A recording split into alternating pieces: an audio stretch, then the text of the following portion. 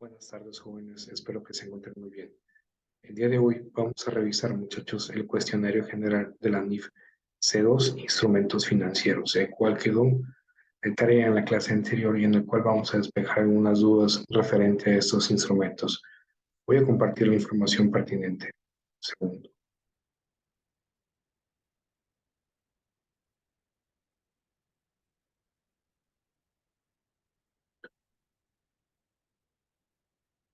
Como podrán ver, aquí se encuentra el cuestionario, el cual está estructurado en 10 preguntas generales. Una disculpa si hablo un poco despacio, estoy un poco irritado de mi garganta.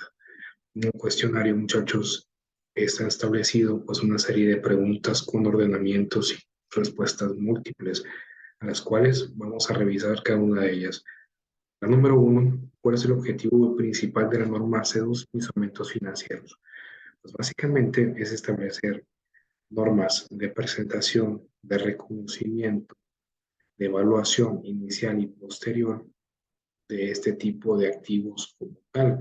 Por lo tanto, cada una de estas respuestas equivale a una respuesta correcta. Si ustedes señalaron al menos una o más de una, en este caso particular, está correcto.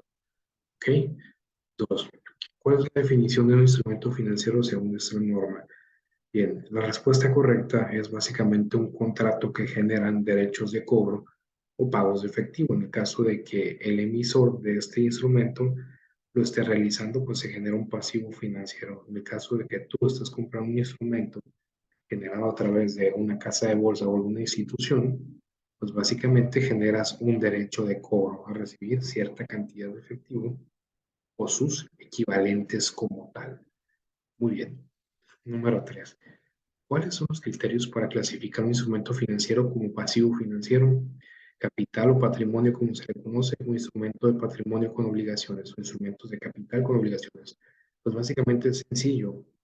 Esto radica en la naturaleza de los flujos de efectivo y las obligaciones contractuales en las cuales se establecen las condiciones para pactar dicho instrumento. No hay mucho que buscar en este como tal. Es básicamente qué obligaciones contractuales o acorde perdón, a las obligaciones tú resolviste o decidiste dar. No hay más. Número 4. ¿Cuál es la diferencia entre un instrumento financiero compuesto y un instrumento financiero compuesto con opciones? Bueno, un instrumento financiero compuesto básicamente es aquel instrumento que tiene más de un componente. ¿Qué quiero decir? A lo mejor por ahí tiene capital, deuda de capital y tiene algún elemento, por ejemplo, que puede ser opciones o pueden ser obligaciones de alguna otra entidad. Sin embargo, un instrumento financiero compuesto con opciones como tal es aquel que tiene un componente patrimonial adicional, es decir, participa en una pequeña proporción de los beneficios y riesgos de una entidad. Entonces, la 4 es la C. 5. ¿Cuándo se reconoce inicialmente un instrumento financiero? Se reconoce inicialmente cuando se firma o se pacta el contrato según lo establecido entre el emisor y el receptor del instrumento financiero. No hay más. ¿Sí? Por lo tanto, la respuesta correcta es A. ¿Sí? 6. ¿Cómo se mide posteriormente un instrumento financiero clasificado como pasivo financiero? Muy sencillo.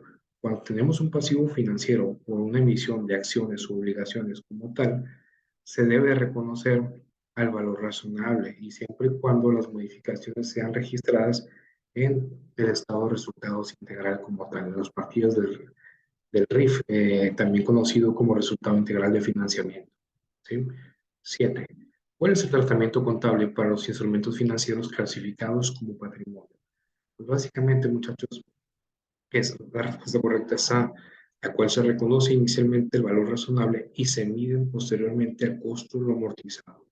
No hay mucho que buscar en esto, pues básicamente el tratamiento que tiene ese tipo de instrumentos es actualizarlos al valor de mercado o valor razonable que tiene en su momento. Y posteriormente, pues amortizar el dicho beneficio o obtener los réditos correspondientes de este, ¿no? Número 8.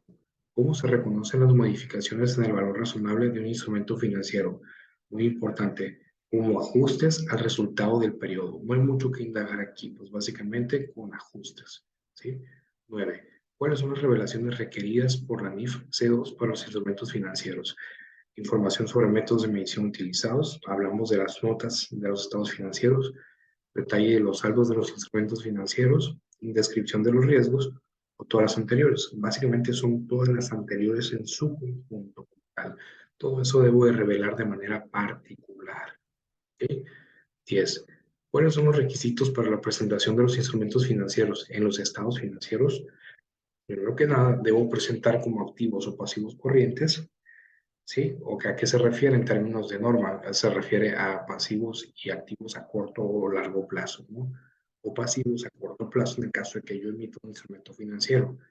Y debo presentarlos según su clasificación y naturaleza. Recuerden que hay distintos tipos de instrumentos financieros, compuestos, negociables o por cobrar o por vender incluso como tal, ¿no?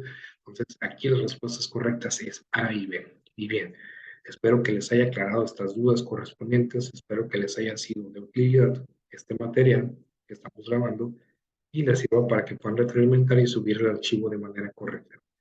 Tengan una excelente tarde, me da mucho gusto poderlos saludar. Saludos.